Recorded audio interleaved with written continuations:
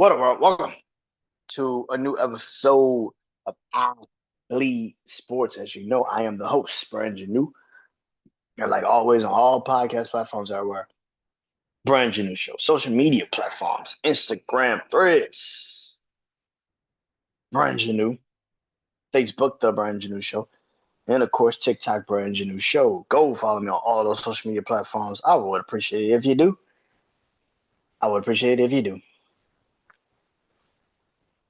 And of course, YouTube channel, BrandonJaneauShow. Go follow me on, go subscribe to the YouTube channel, BrandonJaneauShow, YouTube channel. Hope you guys enjoyed that episode, man. YouTube channel, man, BrandonJaneauShow.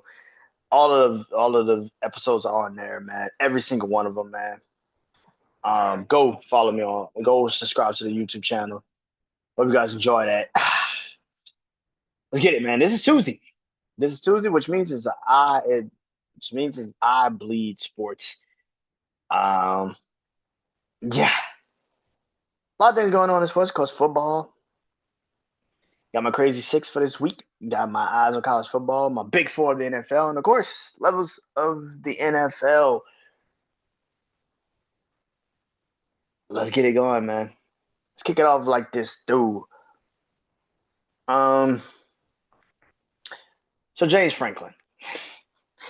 James Franklin has officially been fired from Penn State. Um, excuse me. First thing I thought of when I heard the news was, for real? Like seriously? This is happening? James Franklin is a builder, but he's not a winner. And I know people are gonna sit there and say, "What the fuck does that mean?" He's a builder. He can build a team. He can build a program. You put him in place to be a head coach. Perfect example: Vanderbilt. Vanderbilt didn't have a great for a very long time. A great program, football program. I think at one point they were even about to get rid of the damn program. But Vanderbilt, since but he came in, took over as a head coach, and he built that franchise. He built that franchise. Like he built that franchise. Um, built that franchise. Lord have mercy. Built that program. Built that college program. Um, to be one of the best college programs in the SEC at that time.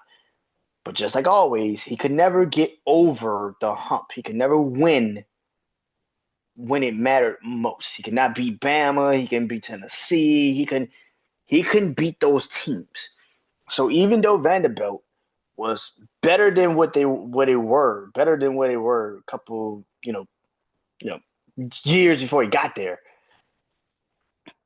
they still could never get over the hump in the SEC. Same thing, same thing with um with Penn State now. Penn State can win a lot of games, and I've always said this about Penn State. Said this about a lot of people. Penn State, there are certain coaches that can build it, but they can't fucking win with it. They can build it, but they can't fucking win with it. Penn State is one of those franchises, one of those teams in college football.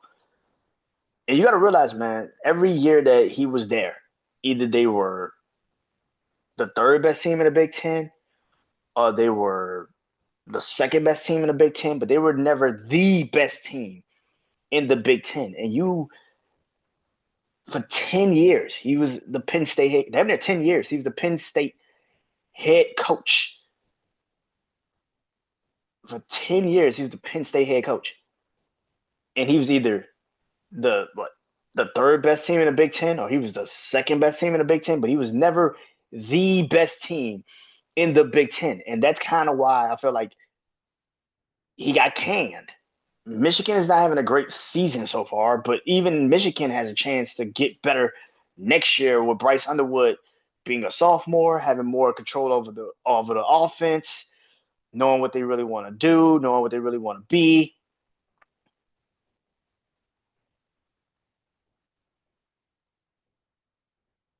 But James Franklin is getting fired, and that him getting fired was the best thing they could have asked for in Penn State because they definitely needed a fucking change, man. Penn State was never going to be the best team in the Big Ten. Like I said, he can build it, but he could build it, but he could never ever. He could build it, but he could never ever make it the best team in the Big Ten. When you have an Ohio State, when you have an Ohio State, you have a Michigan. Now you got Oregon. Now you got Washington. Now you got USC and UCLA. You can't fucking jump them. And now this is even crazier because now you got Indiana and you got Illinois and you got so it's just like he could never fix Penn State. He could just never fix Penn State to be that team. He can build it. He can build it, but he couldn't make it work. He was never going to win a national championship at Penn State. He was never going to win one. And better late than never. Better late than never. Because they had to realize, like, yeah, this shit just is not gonna work. He's not the guy. I think losing to Oregon was the first straw. You're at home, you're on a bye. Oregon's coming off of a game. You had a bye week. You had every reason to be better than them that game. And for some people that sit there and say, well, he got them to an overtime, but they still lost. The following week, you lose to a UCLA team who hasn't won a game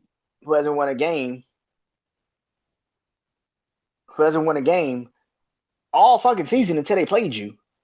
Even more so makes it even worse is that the Rose Bowl had more of your fans. The Rose Bowl had more of your fans in the Rose Bowl, which is UCLA's home.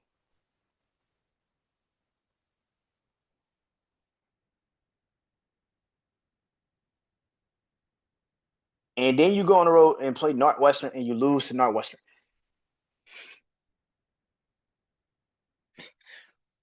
I am not surprised James Franklin got fired.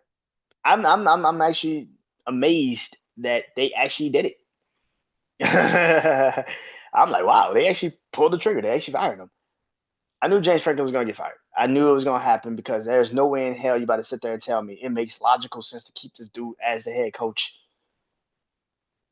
when your team has now lost 3 consecutive games and you have fallen even further back in the Big Ten. And it's not, and people keep saying that and saying, "Oh, he lost 3 games." No, it ain't just the fact that he's lost 3 games. It's the fact that now you're literally out of the Big Ten championship game. You can't catch Oregon or Ohio State. You've lost 3 consecutive Big Ten games. It's one thing to lose 3 games. It's a whole nother thing to lose to Oregon, UCLA, and Northwestern. You're not catching Ohio State or Oregon. Shit, even Michigan or USC. You're not catching Indiana at this moment. Indiana, who just beat Oregon, and you couldn't do it.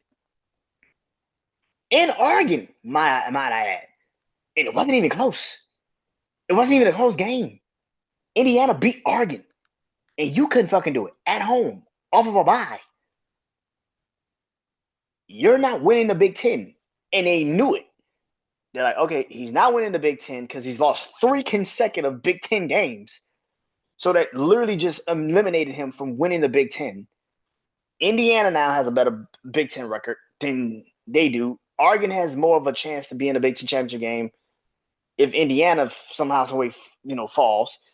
Ohio State and Michigan is going to play at some point, and Michigan might beat Ohio State. Who knows? But for us, we're dead in the water. We can't catch any one of these teams. We're dead in the water. Might as well just rip the Band-Aid off. See, like I said, it's one thing to lose. It's one thing to lose. It's one thing to lose. It's one thing to lose in certain games. It's one thing to lose. If you lost to a Ole Miss or a LSU or Clemson or Miami, that's not really that much ramifications for losing your job because they're just probably a better team than you. Once you lose to Northwestern and UCLA and Oregon. That's 3 consecutive Big Ten losses, which means you're pretty much dead in the water in the conference. You're not catching any of these teams. And we're already in what, week 8 of week 8 of college football? But we're in week 8 of college football. We're in week 8 of college football. You are dead in the water in Big Ten play. Fire them. There's no more that we can do about this. You have to go. We can't fix you. We gotta fire you, bro. Speaking of college football, my crazy six of college football. These are my 6 teams of college football. Let's get into it, man. Kicking off the list at number one, like I've said, I have no reason to take them off the list because they're at number one, to me at least. The one I think in the poll, the two in the polls, one, but the one on my list, and that is the Miami Hurricanes. 5-0 last week. They were on a bye after beating Florida State. In Florida State, this upcoming week they play at home against Louisville, which is going to be a very interesting fucking game. It's a Friday game, and I'll talk about that game in a minute. But they're at home, 5-0. For the most part, I would say Miami has looked like the most complete team of the year so far in college football. We shall see Friday night against Louisville, but Miami's my number one. Number two, the Ohio State Buckeyes. The defending national champions are 6-0. They go to Wisconsin this Saturday and play Wisconsin. They've gotten better every week. The first 3 games were a little choppy, but they've gotten better every week. Every single freaking week. Every single freaking week, this team has gotten better. I don't know what it is, man. They keep getting better every freaking week. Every freaking week, they're getting better. Again, it all goes down. Comes down to them going to the big house at the end of the year against Michigan. All this shit looks sweet and nice until you go to Michigan and you lose. And now everybody's scrambling, trying to figure out, well, what the fuck do we do with Ohio State? Like, so what the fuck do we do with Ohio State? But they're 6-0. They go to Wisconsin. Number 3, Texas A&M. They are 6-0. I could be wrong, but I think they lead the pack in the SEC. Georgia has lost. Alabama's only lost, but Georgia lost to Alabama. LSU's lost to Ole Miss. Ole Miss is, I think, undefeated, if I'm not mistaken. Yeah, Ole Miss is undefeated, so they haven't lost. Alabama's lost, but they haven't lost in the SEC yet. Tennessee lost to Georgia. Texas has lost to Kentucky. Kentucky, Lord of mercy. Florida. Florida. Oklahoma just lost to Texas. I think Texas A&M leads the SEC. I think they do. I'm not sure. I think they lead the SEC. But anyway, Texas A&M is 6. Anyway, Texas A&M is 6-0. And they're on the road this week against Arkansas. Arkansas is a weird team. They're 2-4, but some of them games they should have won. Like they should have won. Like Arkansas is such a weird fucking team. They should be what Texas A&M is this season. They really should be. But I don't know what the fuck it is about Arkansas. They just can't get it together, man. This is gonna be an intriguing game. I think they play in Dallas actually this weekend. So I think they play in actually AT&T Stadium. This is the Texas A&M Arkansas game, so I think they play in Texas Stadium if I'm not mistaken. But yeah, that's next week. That's next week. This week, this Saturday, I should say. Lord of mercy. Number 4, it is the Indiana Hoosiers, 6-0. They are coming off of their biggest, and I mean biggest, win, I feel like, in program fucking history. There is no debating that shit. Going into Eugene, Oregon, and beating the Oregon Ducks, and they didn't just beat them; they beat that ass. It wasn't even close. It wasn't even fucking close, bro. Indiana absolutely positively beat the hell out of Oregon. Absolutely positively beat the hell out of Oregon. I said this last week and I said it again. Indiana's offense feels like it's an actual real offense. Like last year they were pretty good, they're pretty decent. But this offense feels like a real offense. Like and Indiana's defense also feels like a real kind of defense. Like Indiana's defense feels like a real defense this year. Um, again, I don't know who wins the Big Ten. I mean, we still got to see if Oregon. I mean, we still got to see how they will look against Ohio State. But in the Big Ten right now, it's Indiana and Ohio State, which sounds super fucking crazy to say. But Michigan's down. Michigan's not winning. Michigan's down right now. You got Michigan that's down. You got Michigan that's not winning. USC I think has already lost a Big Ten game. I think they have. Um, what else? Oregon just lost to Indiana. Illinois lost twice. They lost to Indiana and they didn't just lose. They lost to Indiana and they've lost. They lost to Indiana and they lost to Illinois lost to Indiana and Ohio State. So that's two. And Penn State, like I said, has lost 3 consecutive fucking games against the Big Ten. So the Big Ten right now is just it's really between Ohio State and Indiana. Those are the two teams at this moment. That if the Big Ten, if the season was to end, that would be the Big Ten. That would be the two Big Ten teams. So yeah. And number 5, Ole Miss, 6-0, had a scare against Washington State, which is kind of the problem with Ole Miss. This is kind of the problem with Ole Miss. They kind of have their moments where they kind of get like a fucking daisical. I've said this numerous fucking times about Ole Miss. This is why I don't trust them.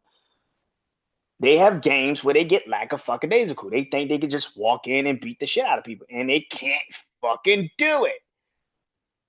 Ole Miss is 6-0. This week, they go to Georgia. Oh, by the way, Indiana is at home against Michigan State. So, yeah, that is the game. Indiana versus Michigan State at home. That's going to be an intriguing game. I'll talk about that in a minute. Ole Miss versus Georgia. They're at Georgia. I'll talk about that in a minute. And they're my number 5 team. And number 6, it is Georgia Tech. They are 6-0 and they're at Duke this weekend. This is an interesting game. It's a very interesting game. I can't wait to see how this is going to look. I can't wait to see how this is going to feel. And I think Georgia Tech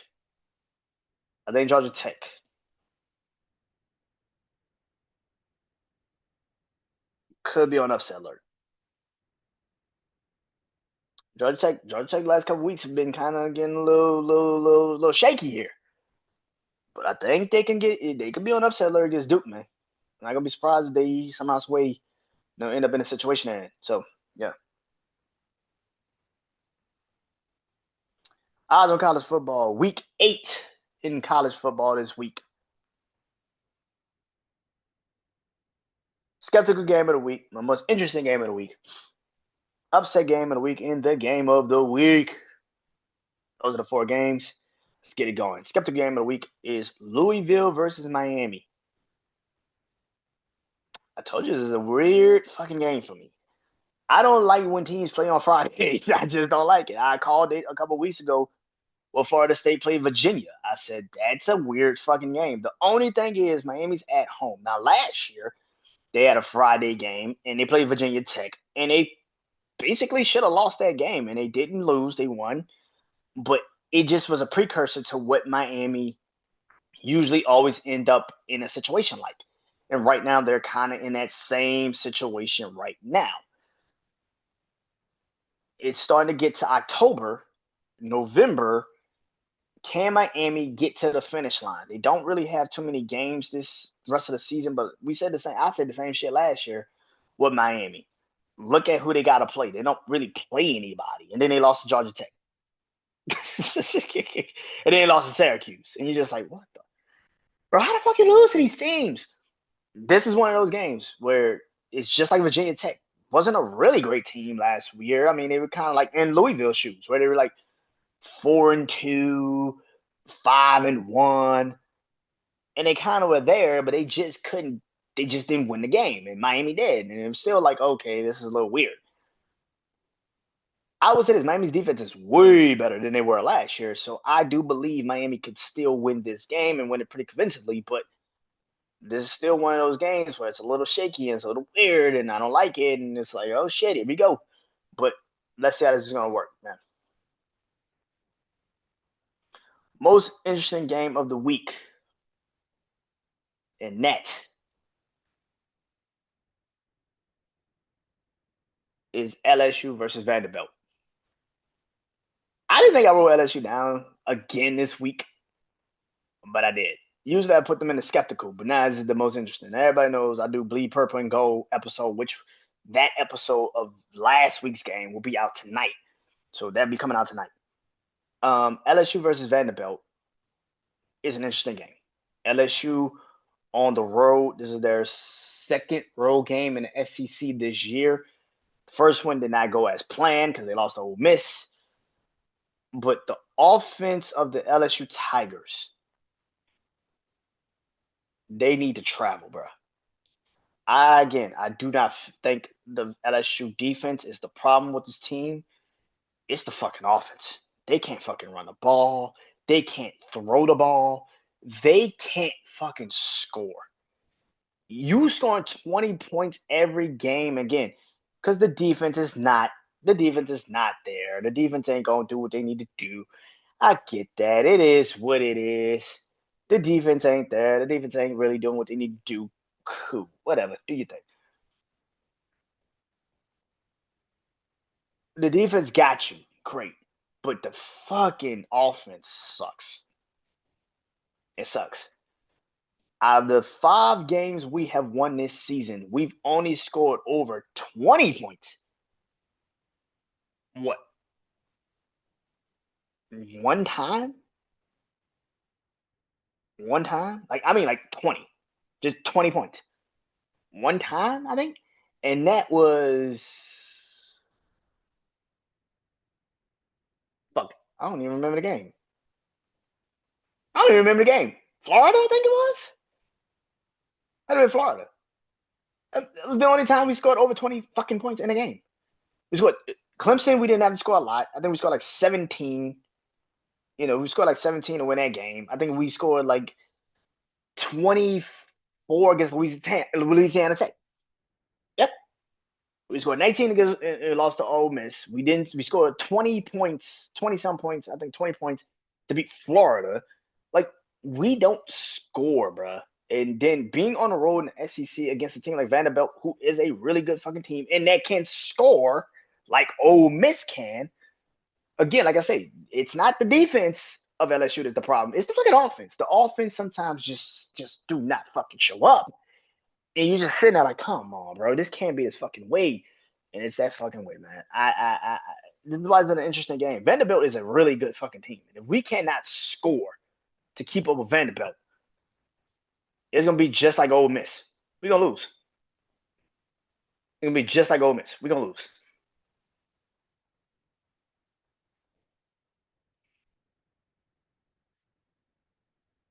Upset game of the week. Michigan State versus Indiana. Told you I'd talk about this game. Reason why this is an upset game of the week. Not so because I think Michigan is a really good team, even though they kind of have their moments. It's all on Indiana. How does Indiana handle winning that type of game against Oregon? Do they come out? Do they play hard? Do they go crazy? What is that game going to look like in that type of setting? At home, the Big Ten is all yours. If you usually beat the remaining teams on your schedule, you're going to be in the conference championship game, which is something that nobody really thought you can do maybe coming into this season, especially with the Michigans and Penn State and USC and all these other teams, but yet you are one of the teams that's sitting there. But if you go into this game and let's say you're shaky in the first half, and you're still shaky, you're not really too decisive on your situation, that's where the problem kicks. And Michigan can take advantage of that. Michigan State can definitely take advantage of that. So I believe Indiana's a good team. I've been believing Indiana's a really good team. I think last year they were on the road against Ohio State. I think this year they might put these games away. But this is one of those games that could catch you off guard. And I think after a big win like that in Eugene, Oregon, what is this team? And it's going to be pretty intriguing to see. In game of the week, it is Ole Miss versus Georgia. Ole Miss is another team that hasn't really had too many on the road games. Michigan's, Ole Miss is another team that hasn't really had too many on the road games. They just haven't had too many on the road games. Ole Miss, I can't even tell you the last time Ole Miss was actually on the fucking road against a good team. Can't even tell you. This is their first test on the road this year, really on the road, and they're going to Georgia. And last year, yeah, they beat Georgia. They beat Georgia last year in Ole Miss. They did beat them. They beat Georgia and Ole Miss. This is a revenge game. Will Ole Miss beat Georgia again? This time in Georgia on the road. Ole Miss's defense has struggled. Georgia's offense has scored points. I said this literally last week about Ole Miss. When they start playing teams that can defend you and score, what is Ole Miss? We're going to get that answer this week. We're going to get that fucking answer this week. NFL. Big four of the NFL. These are my 4 teams. I don't do 5. I don't do 6. I don't do 10. I just do 4. Nothing more, nothing less. Let's get into it. Number 1, with a bullet, is the Tampa Bay Buccaneers. They're 5-1. They are on the road this Sunday night or Monday night. I think it's Monday. Monday night football. Another doubleheader next Monday. So if you love doubleheader football games, then we're getting another Monday night doubleheader. Tampa Bay versus the Detroit Lions next week. That's gonna be an interesting fucking game, especially because Tampa Bay is dropping like flies, bro. I don't know what the fuck. They are losing fucking receivers left and fucking right. They just got Chris Godwin back, and Mike Evans is out, and now the standout rookie, is hurt. It's like, goddamn, Bucky Irvin's out, but they're still winning these fucking games. I mean, listen, man, Baker Mayfield deserves a trophy. I don't know what trophy, but he deserves a trophy. Yeah, I don't know what trophy, nigga, but he deserves a trophy. This motherfucker's getting something this year. What's that Denzel Washington and Jamie Foxx? I'm leaving with something. I'm leaving with something. Baker Mayfield's leaving with something. Either a Super Bowl or MVP, but he's leaving with something this year. That motherfucker leaving with something. Like, God almighty, bro. I've been fucking 1. And you've been without Mike Evans for like 2 weeks. You've been without Bucky Irvin for like 2 weeks. Chris Godwin for like the first 3 weeks. And yet you still are winning these games. I don't know what. And now your rookie's hurt. I don't know how the fuck they're doing this, but Tampa is on one. They own one, bro. And the defense ain't that good. That's the crazy part. The defense is not good. But Baker Mayfield is just refusing to lose. He's just refusing. Motherfucker really might be Brett Favre. This motherfucker really might be Brett Favre. Holy shit. This motherfucker really might be Brett Favre, bro. That's ridiculous. But they're 5-1. They go against Detroit this week. I got to give them that number 1. I got to put them at 1, man. Number 2, Pittsburgh Steelers. Steelers basically just beat the hell out of the Cleveland Browns. I mean, the Browns had a chance. Not really, but they had a chance. I got to say it like that. I got to say it like that.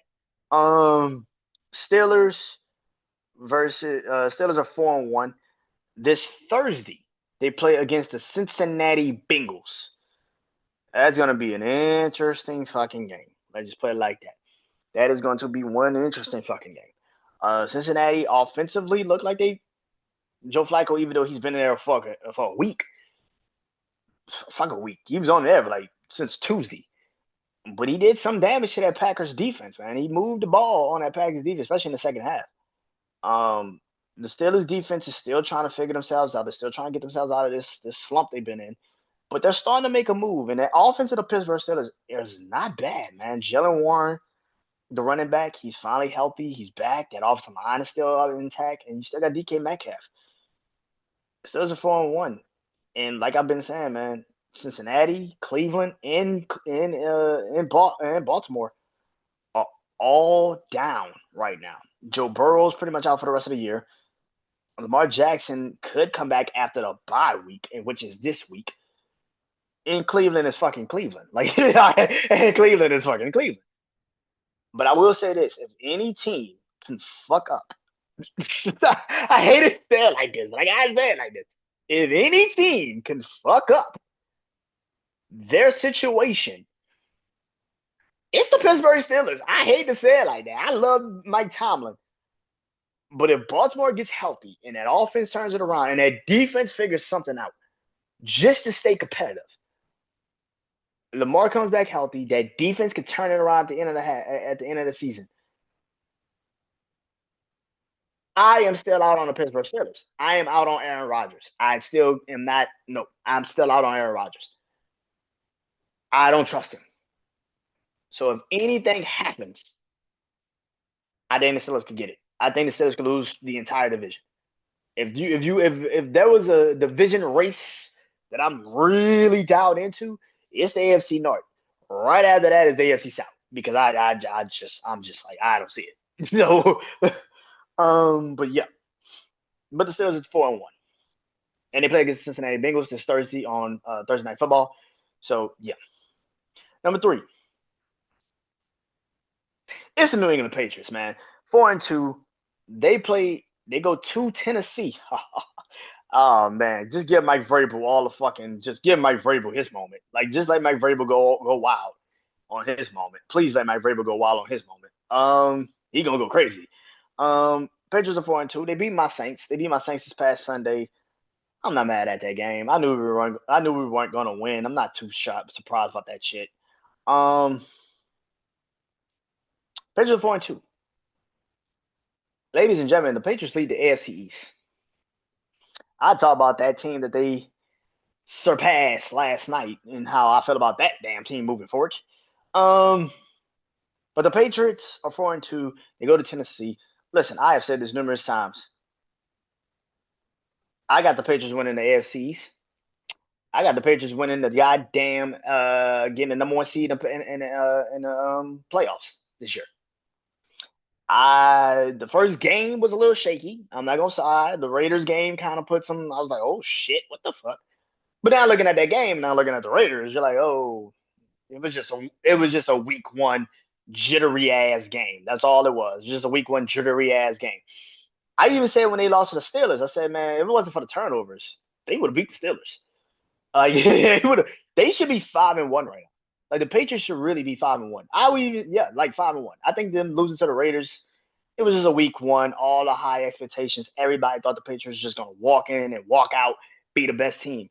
And that's not how this shit works. But now that they have actually walked as these games have progressed,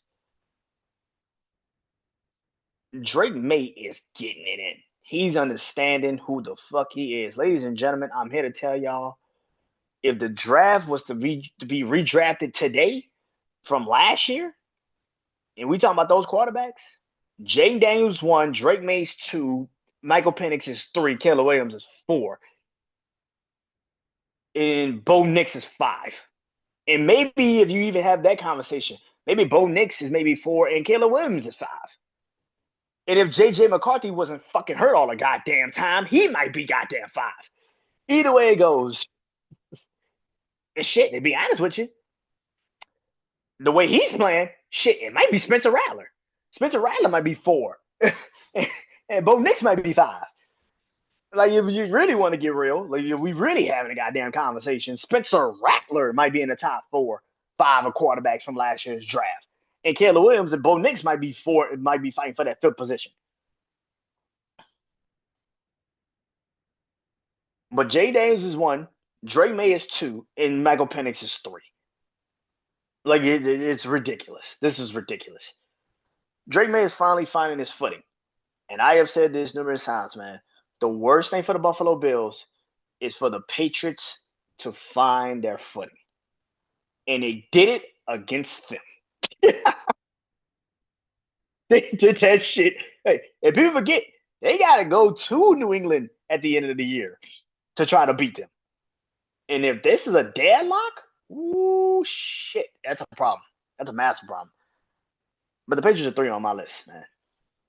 And number 4, it's the Indianapolis Colts. They're 5-1. Listen, I keep waiting for the shoe to drop. Let me give y'all the truth. I've been waiting for the shoe to drop. I've been waiting so everly patiently that Daniel Jones is not what he appears to be. And he's not, because Jonathan Taylor is actually fucking healthy. Let's get for real. Jonathan Taylor is fucking healthy. That coach, you know what this team is? It's the Giants a couple of years ago. When Saquon Barkley was finally healthy, they went to the playoffs. Daniel Jones didn't do shit. Saquon Barkley was healthy. That offensive line was good. That defense was okay. It was better than people thought. And they got to the playoffs. And they beat Minnesota. This is the coach.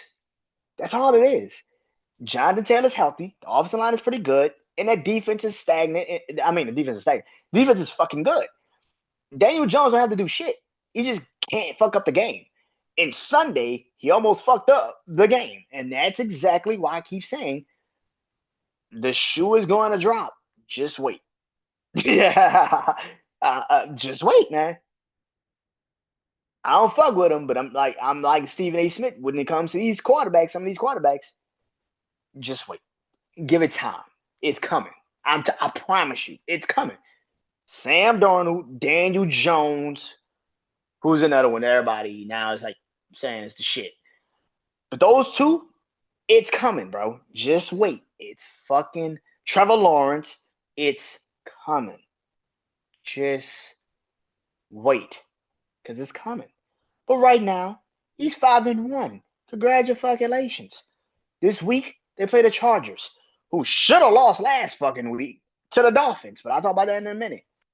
But they're 5-1. They go against the Chargers this week on the road. And I think in LA, second straight time in LA, they might drop the ball there too. No pun intended, Mitchell. I'm sorry. No pun intended. Drop the ball, Mitchell. No pun intended, my brother. Sorry. Levels of warning for the NFL. For the NFL. Yellow caution, orange panic time, and red is DOA. Good old DOA, I should say. Yellow caution. Buffalo Bills. 4-2.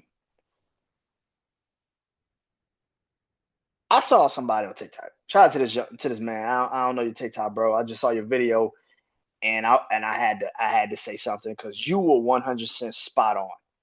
And I've been saying this shit for years about Josh Allen. People give him pat. This is how funny this is. You know how TikTok gives you a reminder of shit you say? So I had a video of Josh Allen, like around this time last fucking year that I literally said the same shit I'm about to say right now. When the fuck are we going to really have an honest conversation about this fucking dude? It feels like people just do not want to give him an honest conversation. The sports media has built this dude, Josh Allen, to be Patrick Mahomes' equal, and he's fucking not. Josh Allen has proven it, y'all. Now, last year, a lot of shit went into last year. James Cook was healthy, and he was running the fuck out the ball. You could hide the deficiencies of that wide receiver core, but people forget they actually did have to go trade and go get Amari Cooper from the Browns to help that receiving core. The defense of the Bills wasn't great last year, but because the offense could score so much, somewhat, They hid the deficiencies into the playoffs. And again, they got fucking burned when it mattered most. The Buffalo Bills had this entire AFC wrapped up in a nice bow and fucking ribbon. Cincinnati is down. Joe Burrow is gone. Lamar Jackson is gone. The Kansas City Chiefs started off the worst they've ever started off under Patrick Mahomes and Andy Reid. They had everything shit. Even the Houston Texans were sucking. You had everything hand it to you. Silver fucking platter. Here you go. Number one motherfucking seed. All you have to do is beat the teams that suck. And this is what I kept saying. If you look at now week one, Baltimore lost that game more than Buffalo won it. Let's get real. Baltimore lost that game more than Buffalo won it. Now we can honestly say that shit. Baltimore's defense sucks. And the offense literally relies on Lamar Jackson. Literally relies on Lamar Jackson. Look at that offense now. That offense sucks. Still the same players. Still got Zay Flowers, got DeAndre Hopkins, got Mark Andrews. I think they even got Ezra likely back, if I'm not mistaken. You still got Derrick Henry, still got Justice Hill. You got all of the players still there. And yet, that offense sucks. It's not good at all. But this is the thing about the Bills. They're 4-2. They should have lost to my Saints, but my Saints couldn't pull it off in Buffalo. That's all. They couldn't pull it off in Buffalo. That's it. They're too young, very inexperienced. But even then, I started saying, yeah, this Bills team and what y'all think it is, man. I knew when they beat the Jets that they weren't the team. I'm like, oh yeah, they beat the Jets, but the Jets ain't really that fucking team. They beat the Jets.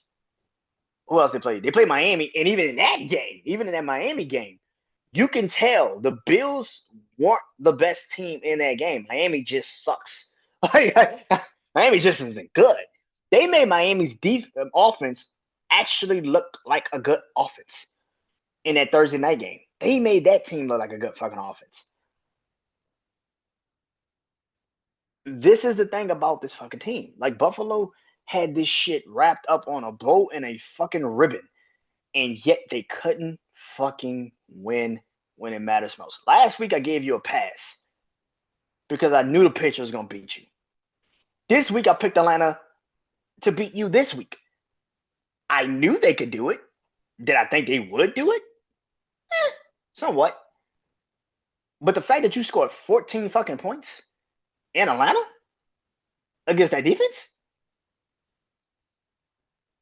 I guess.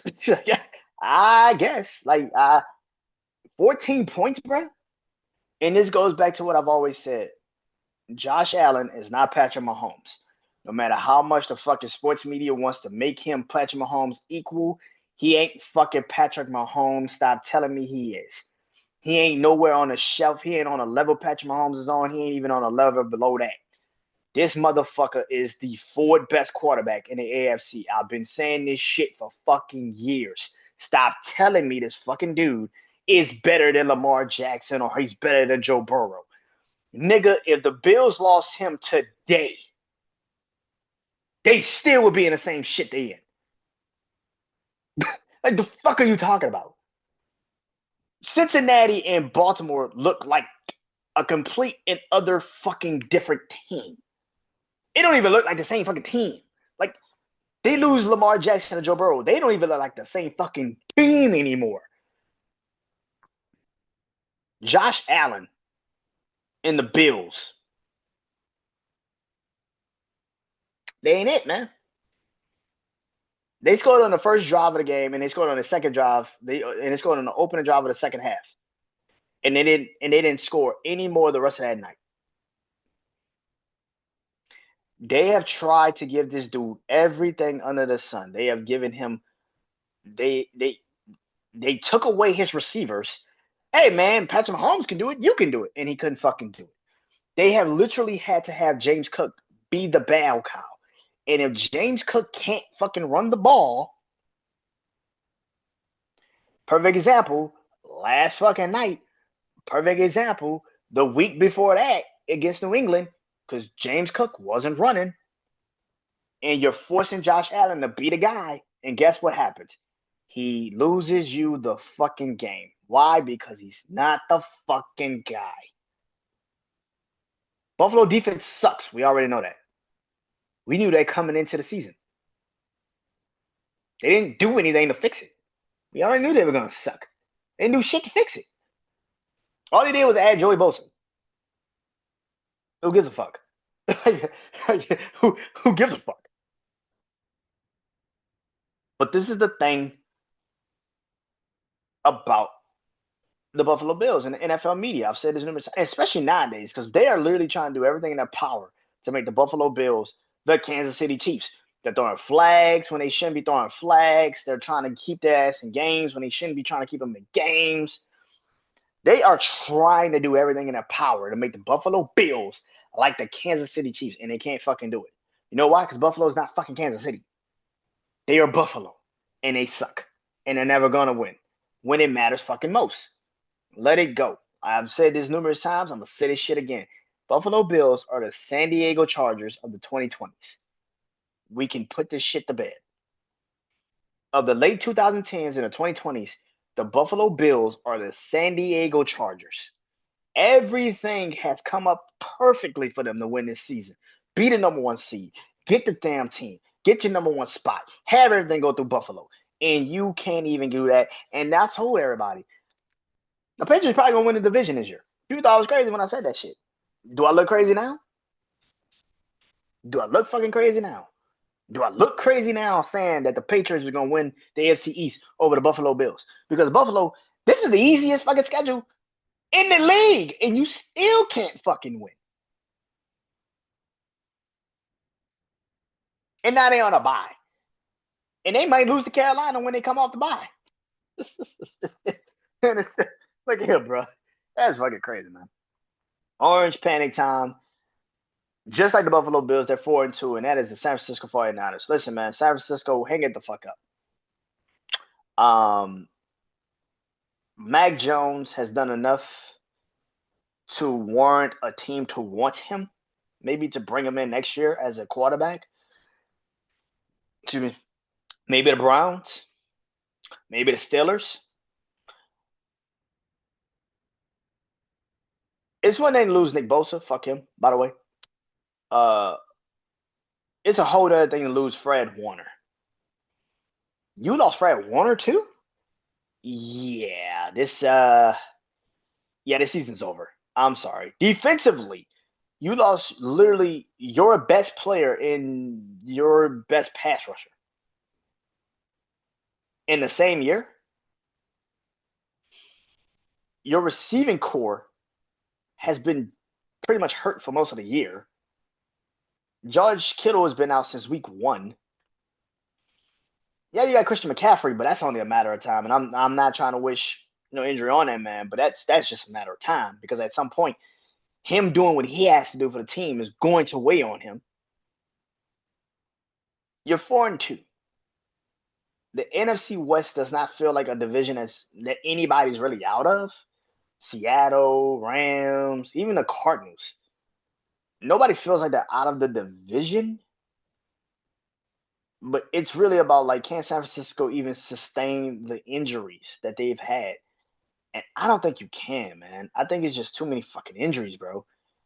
I saw it last year with Detroit defensively. Detroit defensively was terrible, but they kept winning games until they got into the playoffs, and that shit bit them in the ass. This could be San Francisco. They might win some games, but that defense at some point being injured and losing a Fred Warner, losing a Nick Bosa, just like Detroit lost Aiden Hutchinson. At some point, that is going to bite you in your ass, and you can't defend that all fucking season. So yeah. And red is DOA. And that's the Dolphins. They're 1-5. Fire the coach, trade Tua, at least release Tua, and just get rid of them. This is done. This is done. This is done. This is finished. Miami season's over. Tariq Hill's already out. I don't think you have a chance, bro. Like this season's over. It's done. It's finished. Let's move on. Um, let's move on. Tennessee fired their head coach.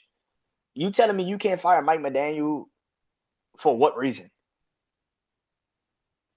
Why you can't fire Mike McDaniel?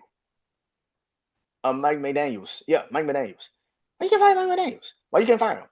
I need to know this because there's no reason to keep this kid as a head coach when he can't even coach himself out of a paper fucking bag. Bro, they need to decide what the fuck they want to do with this dude. Miami's not good, man. And they're not getting better. And I don't think they're gonna fix this anytime soon. Tua's done. Tua gets on a podium and he just starts saying stupid shit. And you just start sitting there being like, man, I hope he knows that these mics are live. You just be sitting there like, man, I hope he knows. These mics are live, bro. We can hear you talk. That's not a good thing, bro. I don't know if you're smart enough to know that this is not a good thing. You shouldn't be talking like that on cam.